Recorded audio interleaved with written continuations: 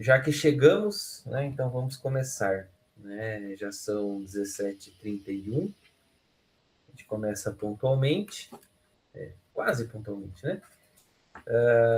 Então, nesta mesa temática, número 4, nós temos 3 apresentações, 3 comunicações a serem feitas. Segundo as orientações que nós recebemos... deixa eu me apresentar, né? Meu nome é Rafael, eu sou professor do Instituto Federal do Paraná, no campus Campo Largo, região metropolitana de Curitiba. Sou pedagogo, tenho mestrado e doutorado em educação, e sou participante, né, como todos aqui, né, da Semana de Estudos Clássicos da USP. Aliás, é um prazer participar, né, deste evento. Agradeço também ao professor Marcos ali pelo convite, pela indicação para coordenar esta mesa. A professora Terezinha acabou de chegar também. Tudo bom, professor? Então, como eu ia dizendo, nós temos 3 comunicações a serem feitas nesta mesa temática. Ana Chiara Rodrigues, A Fortuna Medieval como Reinterpretação da Fortuna dos Estoicos Imperiais. Andressa Lourenço da Silva Fávaro e Terezinha Oliveira, Educação Contemplativa para Hugo de São Vítor. E eu, né, que vos falo, junto também com a professora Terezinha Oliveira, a Teoria Tomasiana das Paixões da Alma e a Educação. Então, sem mais delongas, vamos iniciar as apresentações. A orientação que a gente recebeu é que as comunicações sejam feitas na ordem que estão previstas na programação. Ok? Tudo certo para vocês? Então, a gente começa com a Ana Chiara Rodrigues Vieira, A Fortuna Medieval como Reinterpretação da Fortuna dos Históricos Imperiais. A Ana enviou os slides porque ela estava com problemas técnicos, pediu para eu apresentar para ela. Eu só vou colocar aqui para apresentar, para que você possa começar, viu, Ana? Mas fique à vontade para iniciar, então, apresente-se, né? Diga quem você é, aqui você veio, eu vou colocando aqui, tá? Certo. Boa tarde a todos, quase boa noite, né? Me chamo Ana Chiara, eu sou graduanda em Filosofia pela Universidade Federal do Pará e eu vou apresentar aqui uma parte do trabalho que eu estou desenvolvendo com a minha orientadora, a minha professora, e ela está aqui, inclusive, e aí eu falo a respeito da fortuna medieval como reinterpretação da fortuna dos estoques imperiais. Pode passar. Então, o presente trabalho, ele tem por objetivo identificar e definir o conceito de fortuna entre os medievais no início do período medievo, que foram influenciados indiretamente pela leitura dos estoques imperiais em relação à interpretação da fortuna. Sêneca, como um dos influentes dos estoicos imperiais, está inserido aqui por tratar de um filósofo ao qual aborda temas a respeito de como agir, ou seja, algo voltado à ética e moral, como para ensinar o indivíduo a enxergar as coisas das quais pertence e não lhe pertence. Boécio e Pizan como dois expoentes do período medieval, ao qual insiro por serem 2 filósofos que não só tratam da mesma questão abordada por Sêneca, como também por terem tido influência do estoicismo imperial e serem leitores dos clássicos que são citados em suas obras. Então, a fortuna, entre os estoques imperiais, era vista como uma divindade e até mesmo recebia culto, que era conhecida como a deusa Tique, que está na foto, entre os gregos e sua versão romana, a Fortuna. Ambas eram responsáveis pela distribuição de bens e males. Pode passar.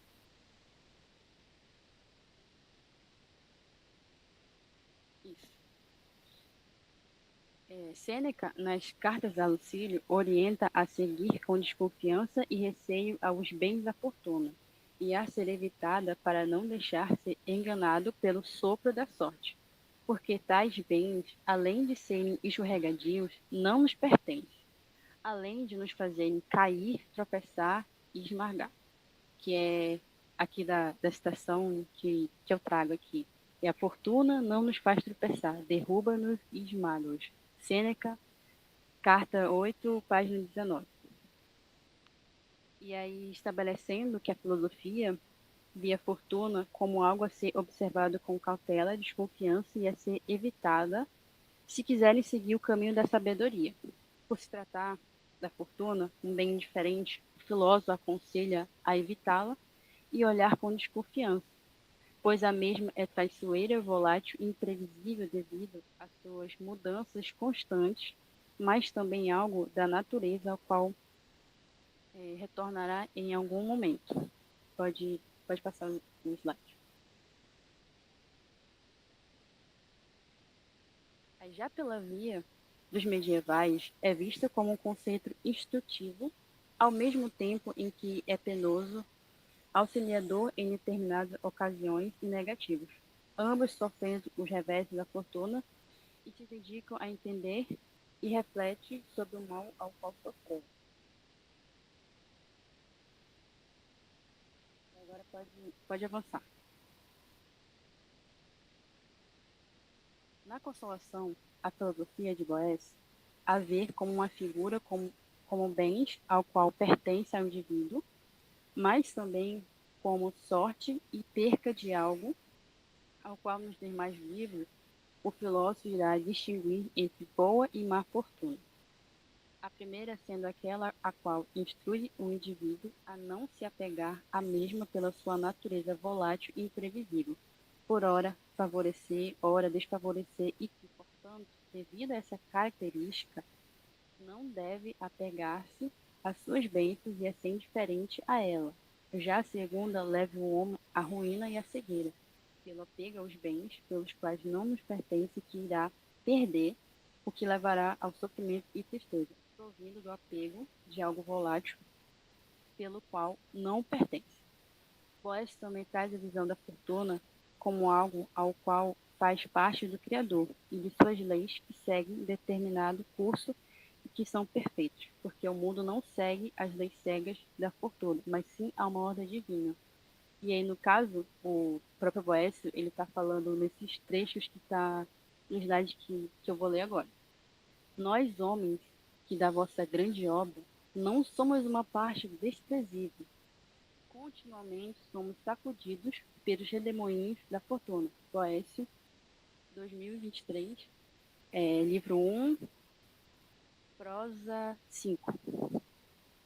E aí, a seguir, logo a tua ira se inflou contra a fortuna, e tu te queixas do modo pelo qual as recompensas são distribuídas, sem considerar o mérito individual das pessoas. Pode passar a próxima slide.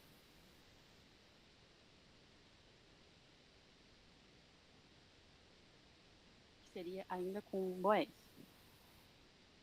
E aqui, no caso, ele já está conversando com a figura da fortuna, que está até aí na própria imagem, essa mulher que seria, perdão, fortuna não, a filosofia. Que aí ela está instruindo ele e recobrando o que ele tem que relembrar. Por teres te esquecidos das leis que regem o universo, julgas que a fortuna e seus caprichos caminham livremente no mundo. E aí continua. A fortuna propícia engana, a fortuna diversa instrui.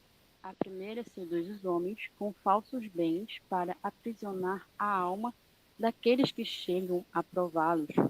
A última liberta o espírito, pois lhe dá conhecimento da fragilidade de toda a felicidade humana. Assim, podes perceber que a boa fortuna é instável, está sempre à mercê dos ventos e é ignorante de si mesma.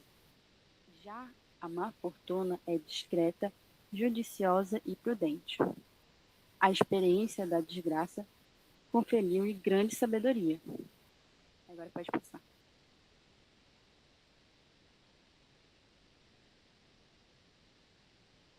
E agora eu trago a Pisã e o livro de transformação de Fortuna. A Pisã vê a Dama Fortuna, como ela chama a figura da Fortuna, colocando no primeiro livro da obra o livro de transformação de Fortuna com um aspecto volátil, sendo a natureza da fortuna.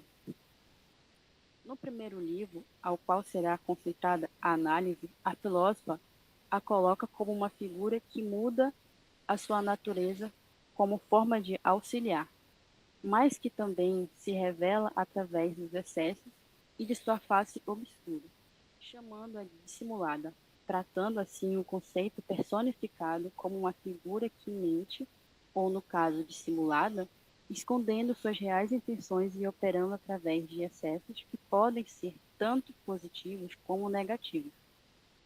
Na última análise, coloca a figura da Dama Fortuna como uma ajudante que transfigura o corpo da filósofa de mulher para homem, como meio de ajudá-la a salvar a tripulação que ficará presa, transmitindo assim uma ideia de autoridade e poder que a própria Fortuna entrega a Pisã, trazendo a reflexão da transfiguração metafórica de Pisã.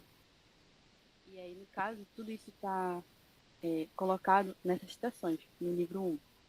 A influência imutável de Fortuna, decepcionante, a qual opera através de seus excessos, que é verdadeiro abismo, sem falhar.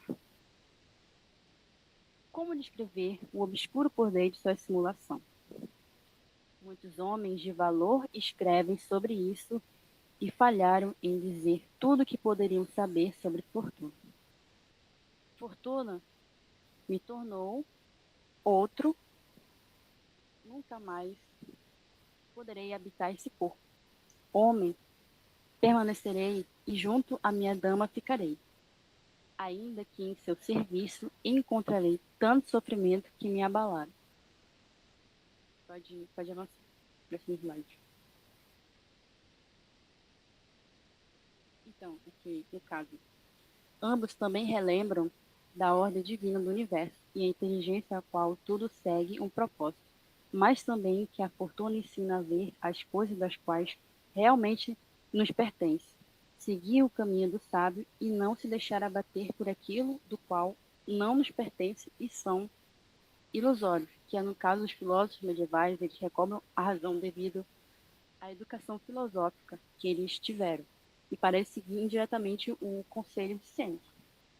Então, com isso, estabeleço a leitura do percurso do conceito de fortuna, inicialmente trazida pelos estoicos imperiais, que a levam de divindade a um conceito filosófico ao qual o sábio deve olhar de forma desconfiada e com muita cautela, mas que, por ser algo ao qual pertence a natureza e que, portanto, será restituída, não lhe pertence e deva ser indiferente a ela. Sêneca os influencia em torno dessa visão acerca da fortuna, de ser um falso bem e que arrasta os homens e os afastam da sabedoria, mas que aqueles que se deixam levar sofrem das mais diversas formas possíveis e são arrastados pelas paixões. Passando aos medievais, que têm por contato indiretamente, Boécio traz uma perspectiva das paixões, pois deixou levar-se por ela devido ao seu contexto e passa inicialmente, nos seus primeiros livros, queixando-se de ter perdido, esquecendo das leis do Criador, ao qual somente é relembrado pela figura da filosofia, ao qual criou para debater consigo mesmo. Por fim, chegando a Pizan, que a vê tanto como uma metáfora ao qual lhe auxilia em uma transfiguração como forma de conseguir o poder ao qual estava precisando, como também da herança dos antigos. Uma figura dissimulada, enganadora e que apenas se mostra através de excessos, mas que possui uma face e natureza obscura dos homens. Boécio e Pizan são exemplos daqueles que, por mais breve possíveis, deixam-se levar pelos bens da fortuna, induzidos a acharem que ela, fortuna, é algo ao qual pertence a ambos, algo que não é verdade, e por consequência disso são levados a um sofrimento temporário, até se lembrarem do ensinamento filosófico. Boécio, com sua personagem filosofia, que o recorda de seus ensinamentos, a não se deixar abater por coisas ilusórias, que existe a boa e má fortuna, que o ensina é mostrar o que é seu de fato e verdadeiro, para o falso, que não lhe pertence, pisando com sua dama fortuna, a qual inicialmente abandona, mas depois ajuda a transformando uma metáfora para mostrar que aprendeu a respeito da sua natureza e, por ter aprendido, conseguiu lidar com a situação ao qual precisava utilizar da razão. Ambos parecem seguir o conselho de Sêneca e relembram que tais coisas não estão no seu encargo, ou seja, não há necessidade de preocupação e nem motivos para sofrer, que o universo é governado por uma inteligência a qual segue leis restritas. Outro ponto de destaque é sobre seu caráter de instrutora, pois quando ela lhe tirar tudo, será um momento do qual, caso não se deixe levar pelas paixões, verá as ilusões e as coisas verdadeiras, a qual somente a razão enxerga, e somente o sábio, aquele que segue a filosofia, se mantém em equilíbrio perante a falsa perca e não cai no sofrimento. Finalizando assim, é importante relembrar que, antes de se tornar um conceito apropriado pela filosofia, inicialmente era uma divindade chamada Tiki, que posteriormente vem a ser um conceito ao qual Sêneca o coloca como algo que, para o sábio, deve-se ter cautela aos seus bens ofertados e que, em hipótese alguma, deve ser deixado se levar, pois as consequências serão, não tratando somente sofrimento, sim uma paixão e dores violentas, ao qual são escorregadios e nos faz cair, mas que também não são nossos. Prosseguindo a Boécia, o filósofo é o exemplo perfeito de quem, por breve que seja, confiou em seus bens e, assim os perdeu, sofreu intensamente, chegando até a duvidar das leis do universo e do divino, no caso Deus, e ficou com sua razão nublada e cega pela paixão intensa. E seu remédio foi dado por sua personagem filosofia, ao qual relembra de todo o ensinamento filosófico, que nada mais é do que recobrar sua razão. Prosseguindo com Pizan, a mesma também sofre com perdas, uma vez sendo recebido bens da fortuna e, assim como Boécio, também relembra dos ensinamentos filosóficos e recobra da verdadeira natureza da fortuna, após o longo debate entre si e após entender, recobrar sua razão e utilizar a seu favor a bênção que adquiriu, de ter uma metamorfose e solucionar um problema. Tudo isso acontecendo aos dois em momentos de crises e problemas aos quais, cego pela paixão, se afasta por um período de sua razão e, somente o questionar os acontecimentos todo ocorrido é que reconhece toda a situação, entende o mal ao qual sofreram e trazem à tona toda a bagagem filosófica adquirida, e somente assim consegue seguir o caminho do sábio que é alcançado pela filosofia, concluindo assim todo o percurso ao qual os históricos imperiais ensinam. E finalizo aqui. Pode... Muito bem. Obrigado, Ana Chiara. Muito obediente com relação ao tempo, né? Até antes um pouquinho, tá? Como orientado pela organização do evento, a gente faz as apresentações e depois, no final, nós temos um espaço para debate, tá? Passo, então, a palavra à Andressa, e professora Andressa, professora Terezinha, com um trabalho intitulado, deixa eu ver aqui, Educação Contemplativa para Hugo de San Vítor. Então, 20 minutos, tá? Fica à vontade. Rafa, controla o tempo, por favor, tá? Que é bastante coisa. Eu falo muito, você me avisa. Pode deixar. Quando tiver faltando 5, eu aviso. Tá bom. Também te corto. Oi? Professora, pode cortar. Quer começar, professor? Quer fazer alguma consideração?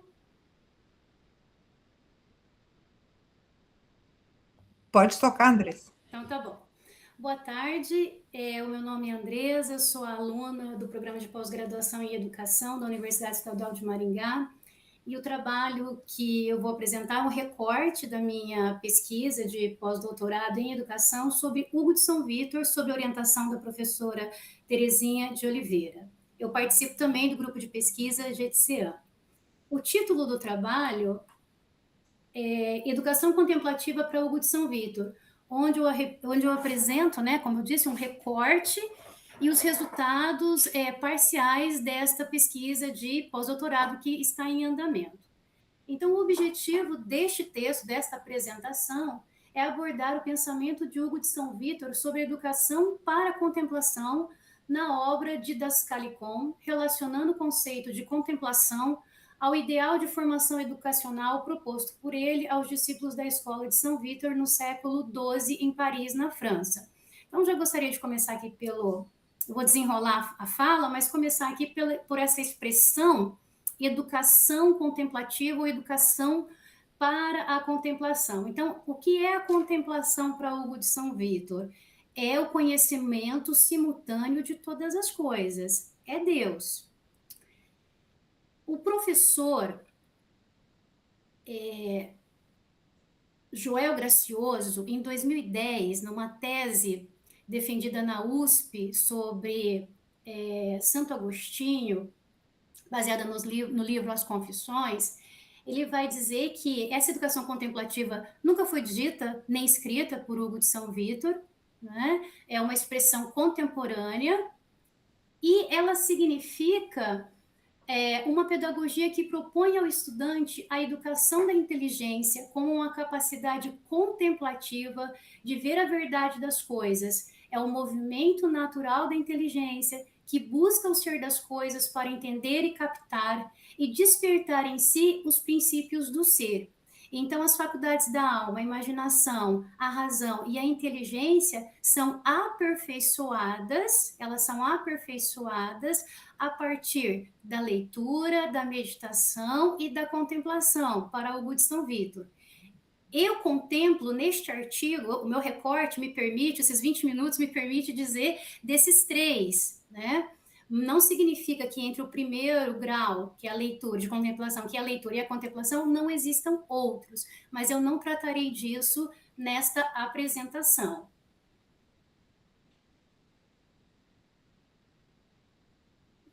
A proposta de Hugo de São Vítor tem como finalidade conduzir o discípulo à sabedoria, que é a sapiência, razão primordial de todas as coisas, e a construção de uma autonomia de estudos, por meio de princípios norteadores, que são as artes, que eu vou falar daqui a pouco, que começam com a leitura e conduzem esse discípulo à contemplação. Para o referido autor, educar antes de tudo é conduzir o discípulo até Deus, por meio da busca da sapiência, que é alcançada segundo uma vida teórica de estudo, articulada a uma vida de oração, seguida pelo ato, então, da leitura, da meditação e da contemplação.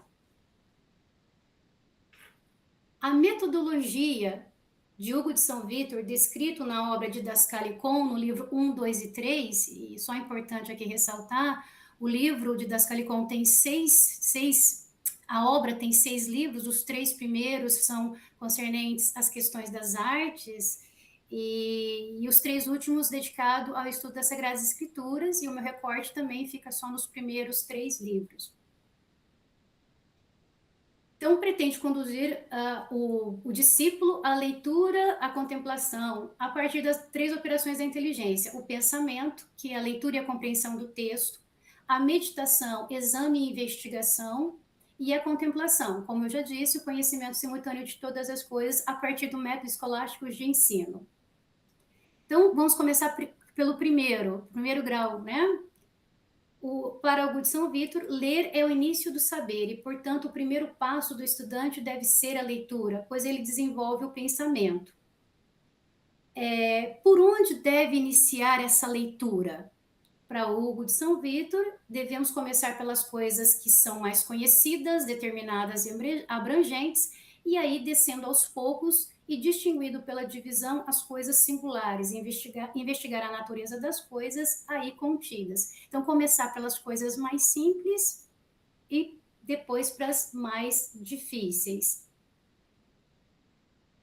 Quanto à exposição deste texto, como que ele deve ser? Então, são 3 níveis, né, a leitura.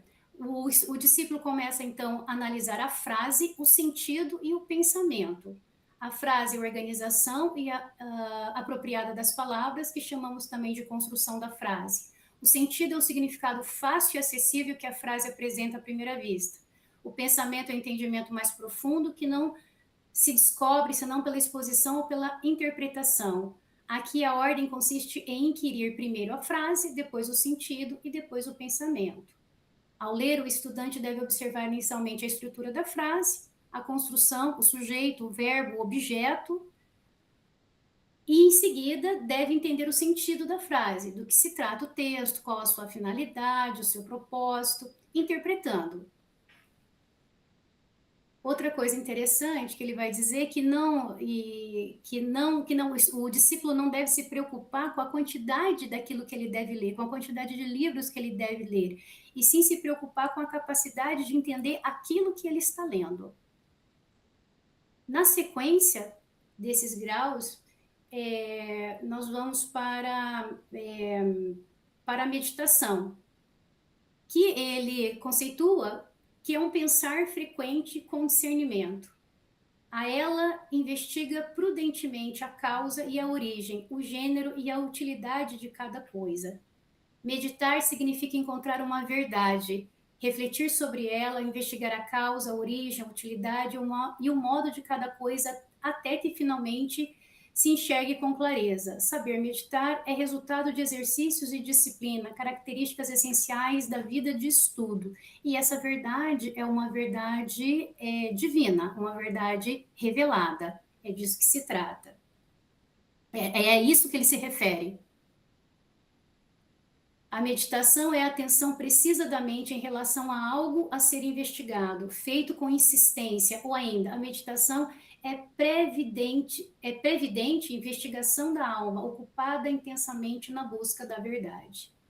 O discípulo, ao ordenar com a razão os sentimentos e os impulsos interiores, alcançará o equilíbrio, a maturação humana, estando pronto para ascender à contemplação, que é o último estágio para a obtenção da sapiência.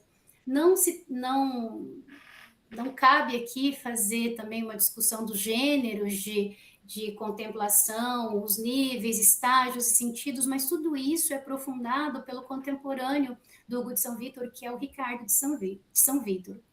E a partir daí você consegue entender melhor os estágios, o que ele está se referindo, tá?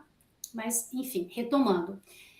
E por fim, então, a contemplação, que o Hugo de São Vítor entende como a vivacidade da inteligência que abarca, essa é a definição, que abarca todas as coisas numa visão plenamente manifestada, manifestada, isso.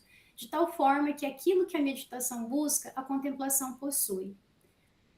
Paul Horen, no seu livro Hugo de São Vítor, Os Pensadores Medievais, fazendo uma análise sobre a obra de Das Calicon, ele vai dizer o seguinte: ao comentar sobre a obra, ele diz que a contemplação é a distinção da verdade teórica e a prática da virtude. É a distinção da vida teórica, dessa vida de estudo e a vida espiritual, e articulada, né, a essa prática de virtude, que vai corroborar com o próprio Hugo de São Vítor. Portanto, a contemplação é a perfeição da inteligência. Não se trata de qualquer inteligência, mas a perfeição, a educação dessa inteligência, que é aperfeiçoada partindo por essas etapas de estudo e de ascensão nesses graus. Então, a contemplação é a perfeição da inteligência, uma inteligência intelectível que se baseia na meditação, buscando a compreensão simultânea de todas as coisas imanentes, porque aí nós vamos entrar nas artes, né? Imanentes, a verdade das coisas materiais, mas também a verdade transcendente. É a perfectibilidade da inteligência, pois abrange a perspectiva de que a vida intelectual e espiritual, teórica e prática, atuam conjuntamente no processo de ensino e aprendizagem. Então, esse parágrafo é o cerne da proposta educacional de Hugo de São Vítor.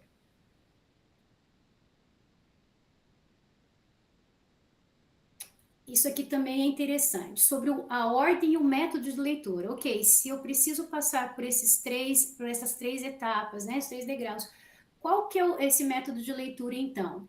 Então, para o aprimoramento da inteligência, o autor apresenta as ciências que devem ser estudadas e qual a ordem de estudo que ela deve ser ensinada, inserindo assim o estudante nos saberes que integram as ciências e as artes liberais.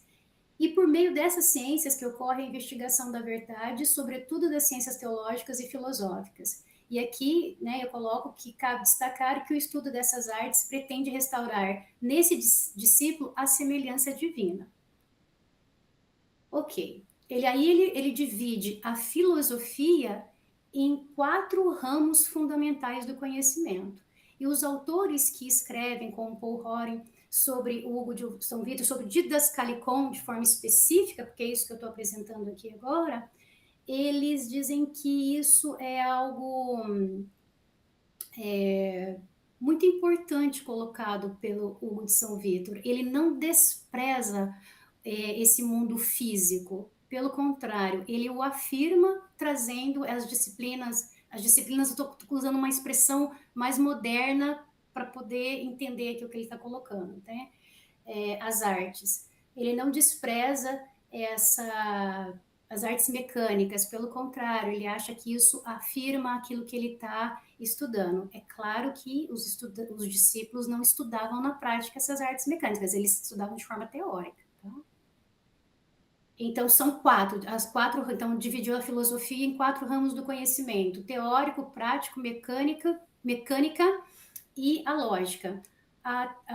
O teórico busca a verdade através da especulação, a vida espiritual. A prática orienta a conduta humana, a vida ativa, ética e moral. A mecânica diz respeito da ocupação do trabalho humano e repara. Por que estudar mecânica? Porque ela repara as fraquezas corporais através do trabalho, que são 7 artes também. E a lógica, né, que é a linguística que ocupa as palavras e os conceitos. Só vou voltar. A teórico. Isso, teórico, prático, mecânico e lógica. Tá. É agora que eu vou falar. Pensei que eu tinha esquecido. Desses 4 ramos do conhecimento, eu tenho outros desdobramentos. Então, começando pelo primeiro ramo, a teórica, que consiste na teologia, na matemática, que é o quadrivium, geometria, aritmética, física e astronomia. E eu tenho, na prática, uma outra subdivisão, que é o segundo ramo, solitária, privada e pública. A solitária diz respeito à ética, ao indivíduo. A privada diz respeito ao econômico, ao gerencial, família. O terceiro, a pública, político, civil e governo. A terceira, mecânica, fabricação de lã, armamento, comércio, agricultura, caça, medicina e teatro. E a lógica vem com o trivium, né, que é a gramática, falar bem, falar corretamente, as subdivisões da gramática. A dialética, que é a argumentação ali entre o falso e o verdadeiro, a retórica, a capacidade de persuasão.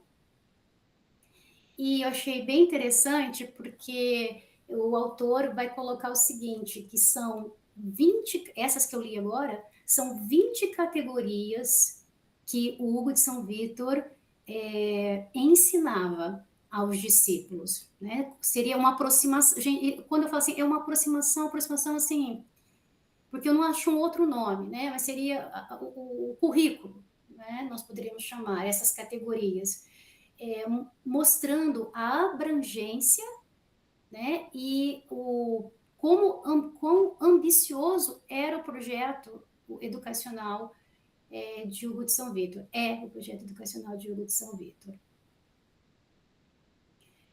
Então, Hugo de São Vitor é categórico ao afirmar que as 7 artes liberais são inseparáveis e se erra quando se pretende alcançar a verdadeira sabedoria, apegando-se a algumas delas, desprezando as outras. E elas não apenas afirmam a necessidade dos conhecimentos profanos, mas ainda imagina a aquisição do saber humano sob um aspecto que nada tem de místico, o Etienne Gilson falando. E aqui também, esse parágrafo vem de encontro com um livro que foi escrito posterior, que é Meditar e Aprender, também de Hugo de São Vitor, onde ele vai dizer aos seus discípulos que não considerem nada como vil, que tenha tudo como aprendizado, que não descartem nada no seu processo de estudo, de leitura, né? Mas que leia e que faça esse discernimento. 5 minutos, Andressa. Obrigada. Fechando as ideias aqui. Outra coisa também que eu coloquei aqui é a lista de autores selecionados por Hugo de São Vítor durante as suas aulas, né? Pitágoras, Tales de Mileto, Boécio é um que ele cita muito, Platão, Aristóteles, Cícero, Virgílio, entre outros. Então, o objetivo, finalizando, de Hugo de São Vítor na obra Didascalicon, era moldar os discípulos no caminho da sabedoria. O aprendizado do discípulo não depende apenas de uma habilidade natural e de prática, mas de uma ordem e consistência de leituras praticada por bons princípios de ensino. O livro mostra uma preocupação com o ensino eficaz, destacando a organização do material em uma ordem ensinável e aprendível. Ele ensina como ler e aprender, considerando uma ordem temporal e muitas vezes históricas. Esse é o Paul Horen falando. Finalizo aqui a minha fala. Muito obrigada. Muito obrigado, Andressa. Professora Terezinha, se quiser complementar alguma coisa. Vou deixar para o debate, Rafael. Tudo bem. Então, agora vamos ao terceiro trabalho, que é o meu próprio, meu e da professora Terezinha. A Teoria Tomasiana das Paixões da Alma e a Educação. Esse texto é um texto produzido a partir de uma pesquisa que foi dada continuidade, na verdade, né? Nós revisitamos uma pesquisa que foi feita lá no mestrado, né? E agora a gente está ampliando um pouco os horizontes daquela pesquisa feita no mestrado, investigando um pouco mais a fundo o Tratado das Paixões da Alma, presente na Suma Teológica de Tomás de Aquino, e a relação disso que Tomás de Aquino chama de paixões da alma com a educação, tá? Eu preparei um texto, eu vou tentar seguir o texto, né? Pulando algumas partes, dando a ênfase em alguma coisa ou outra, né? E vou tentar me manter no tempo também, assim como as duas colegas que me antecederam foram muito rigorosas com o tempo, né? Então, o objetivo dessa comunicação que a gente apresenta na Semana de Estudos Clássicos da Universidade de São Paulo é refletir a respeito da teoria do Tomás de Aquino sobre as paixões da alma e a sua relação com a educação. A fonte que nós estudamos, né, o texto que nós estudamos, é a Suma Teológica. A Suma Teológica é uma obra bastante grande, né? Ela é um universo de conteúdo, né? E para isso a gente tem que fazer recortes, não tem como você abarcar toda a Suma Teológica, evidentemente. A Suma Teológica está dividida em 3 partes, tá? Sendo que a segunda parte está subdividida em 2 seções. Ao todo, a Suma Teológica contém 512 questões, né? E a questão é uma unidade fundamental do chamado método escolástico, que é a disputatio. E todas essas 512 questões são escritas no formato de uma disputatio. Para quem não está familiarizado, vale a pena consultar esse aspecto do método escolástico, que é bastante instigante, bastante apaixonante, tá? Nós hoje nos orgulhamos de fazer debates, né? Talvez a gente possa aprender um pouco mais com os escolásticos a respeito de como fazer um bom debate. Então, é uma questão interessante de se aprofundar, tá? A Suma Teológica, essa obra que nos serve de fonte, ela foi escrita, segundo o próprio Tomás de Aquino, para apresentar aos estudantes da Faculdade de Teologia os conteúdos fundamentais a serem conhecidos nesse campo do saber. Aliás, esta é a função de uma suma, né? A Suma, aliás, no período medieval, especialmente no século XIII, né, nós temos muitas sumas sendo produzidas, porque este é talvez eu cometa um erro aqui do ponto de vista linguístico, mas é um gênero, né, literário típico das universidades medievais, e a função dela é justamente sintetizar os conteúdos de uma determinada área do conhecimento, né? E a Suma Teológica do Tomás de Aquino, então, esse tipo de produção feita pelo teólogo dominicano para apresentar aos seus estudantes da Faculdade de Teologia. Na introdução da Suma, ele diz isso: olha, aqui estão reunidos os conteúdos da ciência teológica, porque teologia para eles era ciência, né? Da ciência teológica na ordem e segundo o método que deve ser, na perspectiva dele, estudado, né? O Tratado das Paixões da Alma, aliás, só uma outra informação importante, né? Então, é uma obra que tem um claro apelo didático-pedagógico, né? Quem dera os nossos livros didáticos tivessem a qualidade de uma Suma Teológica, né? Só fazendo uma provocação. Então, o Tratado das Paixões da Alma, né, está localizado na primeira seção da segunda parte da Suma Teológica, logo depois do Tratado da Bem-aventurança e do Tratado dos Atos Humanos.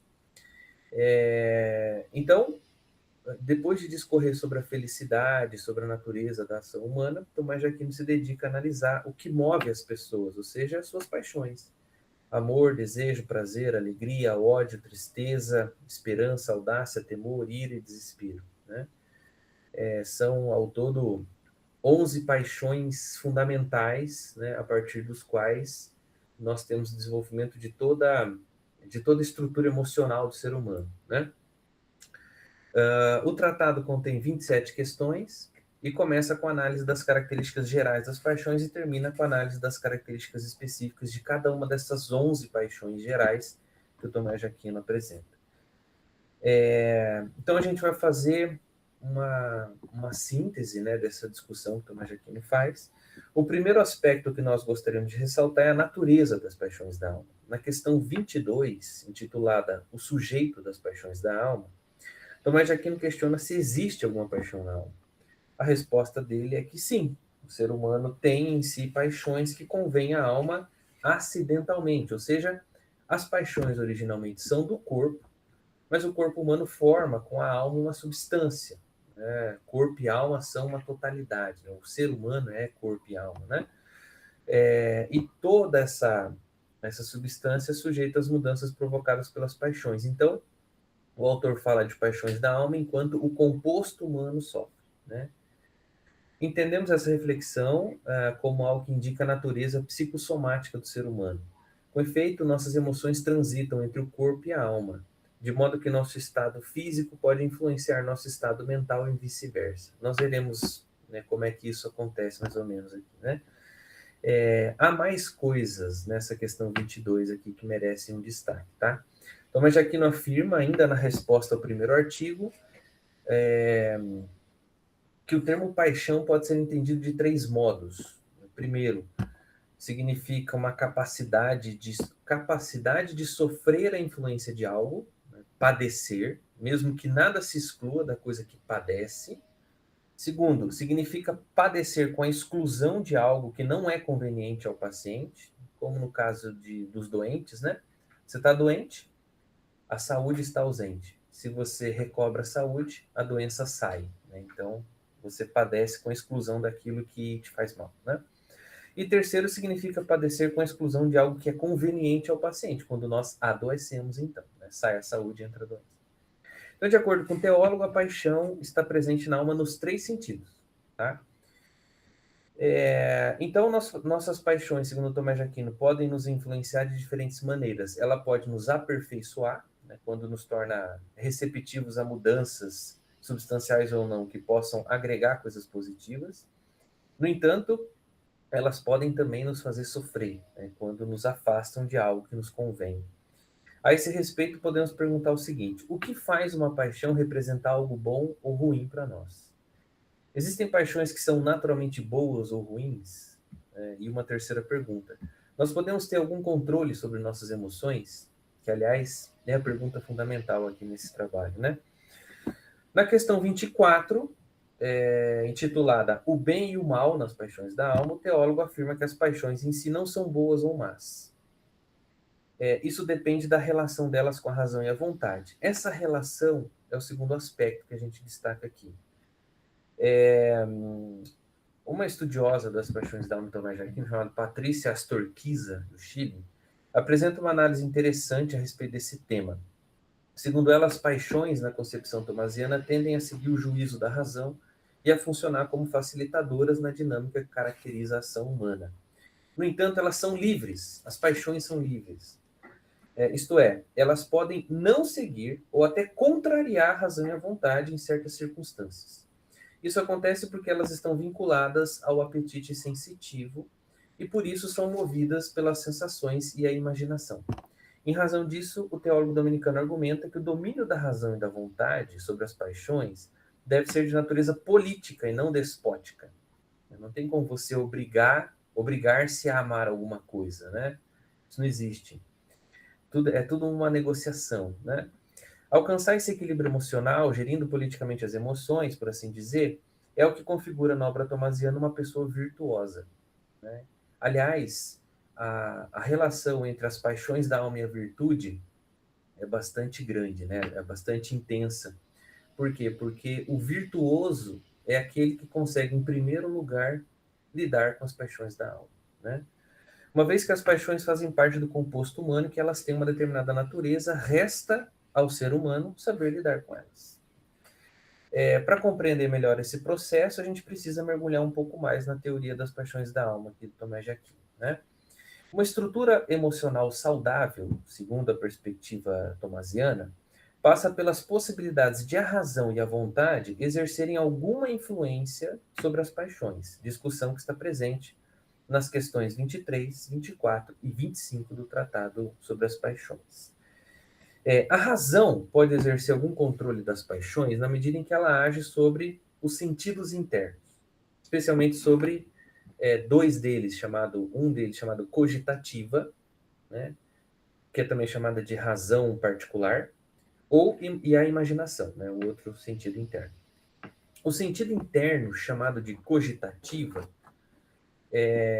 também conhecido como razão particular, é responsável por considerar sensivelmente a realidade concreta e suas relações imediatas.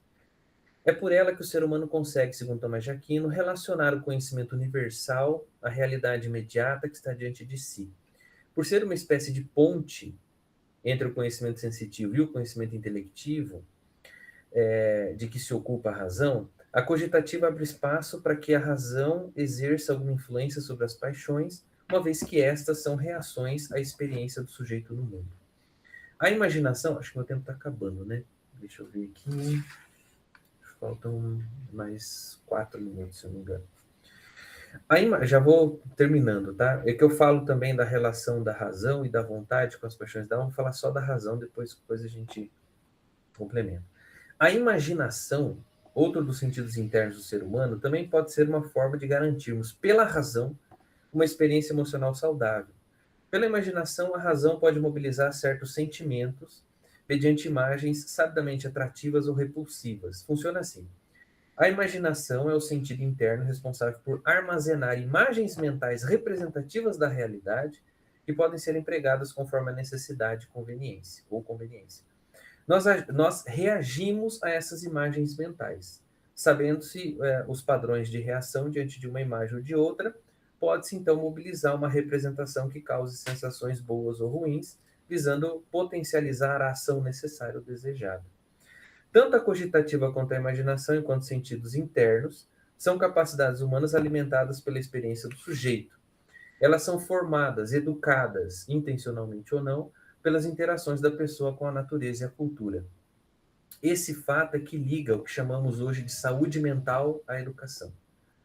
Uma experiência emocional precária, que leva ao adoecimento, muitas vezes, é resultado de negligência, de violência, do abuso e ou da indiferença dos adultos em relação às crianças e jovens em formação. Daí a necessidade de pensarmos em ambientes privados e públicos saudáveis para a aprendizagem e o desenvolvimento de crianças e jovens. A educação emocional, desse ponto de vista, se faz em todos os lugares, não somente na ambiência familiar ou na escola. E aí, para concluir, né, tem uma outra reflexão assim, sobre a questão da vontade, das paixões da alma, né? Então, como reflete, nesse sentido, né, esse processo de constituição de um padrão socioemocional marcado pela antecedência das paixões em relação ao juízo da razão, não é natural, ou seja, não deriva de um movimento natural do ser humano, ela deriva do hábito, né? E o hábito é formado ao longo do tempo, né, pela influência da cultura, pela influência da natureza e também pela disposição do sujeito em incorporar essas experiências, né? Está intimamente, portanto, relacionado à educação, em que pese a relação entre algumas doenças congênitas e predisposições hereditárias a transtornos mentais, ninguém nasce com a saúde mental e emocional prejudicada, né? Tudo isso tem causa, né? Tem causa na realidade. Saber lidar com as próprias paixões, né, com as próprias emoções, é fruto de crescimento pessoal e de aprendizagem, né? Depressão e ansiedade, que são os principais transtornos mentais que acometem hoje crianças e jovens, né? Saiu um dado agora recente, assustador, né? Cresceu 200% o número de crianças e jovens que machucam a si mesmos, né? Isso nos últimos 2 anos, se eu não me engano. Isso é assustador, né? Justamente pela incapacidade da pessoa lidar com os próprios sentimentos, né? Podem até ter alguma relação com a herança genética, isso, mas geralmente tem causas ambientais, e parte importante disso tem a ver com adultos responsáveis e as instituições que promovem a formação humana. Então, como reflete Tomás de Aquino, para terminar, né? Lidar com as emoções, com as paixões, não é tarefa fácil, e ignorá-las ou bloqueá-las também não é uma opção. Aliás, isso seria extremamente nocivo, né? Administrar os sentimentos demanda energia e uma série de saberes e habilidades que podem ser ensinadas e aprendidas, e isso começa com o ensino de princípios e diretrizes éticas a partir das quais o sujeito pode pensar suas ações.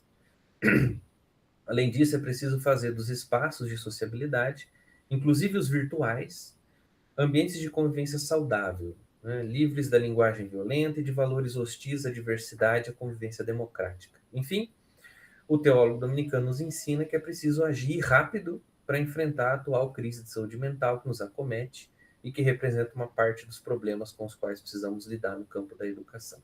Era isso, muito obrigado, me desculpe se eu passei um pouco do tempo, tá certo? Não sei se a professora Terezinha quer complementar alguma coisa, ou já quer começar o debate, já engrena, né? Rafael, só para chamar a atenção para uma questão do que você traz, não é? E aí, fazendo uma vinculação com a discussão que a Andressa traz, na verdade, tanto o Hugo de São Vitor quanto o Tomás de Aquino são autores que tratam do mundo prático. E a gente tem muita dificuldade de pensar, por que eu estou trazendo isso, né? Porque quando você traz quando você traz essa vinculação com as questões contemporâneas da educação, né?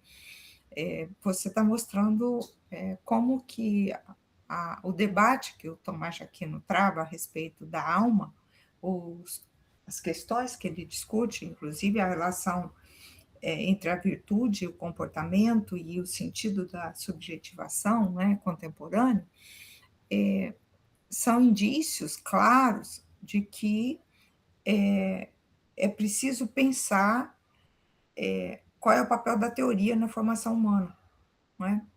Por que eu estou chamando a atenção? Porque quando nós vemos Tomás de Aquino, e aí eu não estou no debate ainda, tá, Ana? Porque eu tenho questões para fazer para você, só para fazer essa observação, né?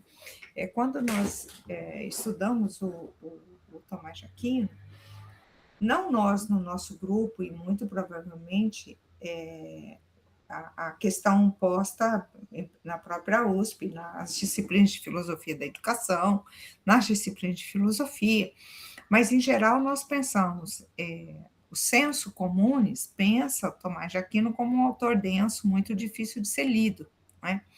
É evidente que ele é denso, e é evidente que aquele não treinado para esse gênero textual, eu não tenho muita certeza se eu posso usar esse conceito, mas já que você trouxe, esse gênero textual de natureza escolástica, vamos dizer assim, ele está apresentando a possibilidade de interlocução e de reflexão. E, nesse sentido, é importante pensarmos no trabalho que você traz e no que a Andressa expôs antes,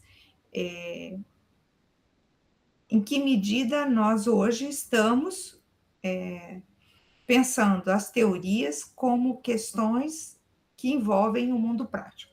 É isso que eu acho que é muito importante de ser pensado, entendeu? E me preocupa muito quando eu penso um autor como Tomás de Aquino ou como Hugo de São Vítor, que são autores que são teóricos, não é? Eles são teóricos, mas eles estão associados e questionando, e pensando, e refletindo no cotidiano que eles estão vivendo. Então, se você faz essa desvinculação, fica muito difícil de entender historicamente por que esses autores são importantes, né? Então, só para chamar a atenção um pouco, e eu gosto muito da questão 22, né? Acho que é uma das que eu mais gosto, né, do Tratado sobre a Alma, mas, efetivamente, pensar os autores, e pensar, não sei quem está aqui conosco, mas pensar os autores como autores que fundamentam, vamos dizer assim, problemas do século XII e do século XIII. Isso é fato. E se nós, hoje, estamos fundamentando nas nossas escritas teóricas, acho que é isso que você está trazendo, inclusive, essas questões do mundo contemporâneo, não é? Só para pensar nisso. Porque você faz esse relato, mas a Sara, que é uma outra pessoa do pós-doc, na reunião de terça-feira, trouxe um relato assim escabroso, né? Que não vem ao caso aqui, mas que é um conjunto de alunos de uma escola pública de 16, 17 anos, em torno de 200 alunos, que são complexos, para não falar isso aqui nesse momento. E é o mundo cotidiano.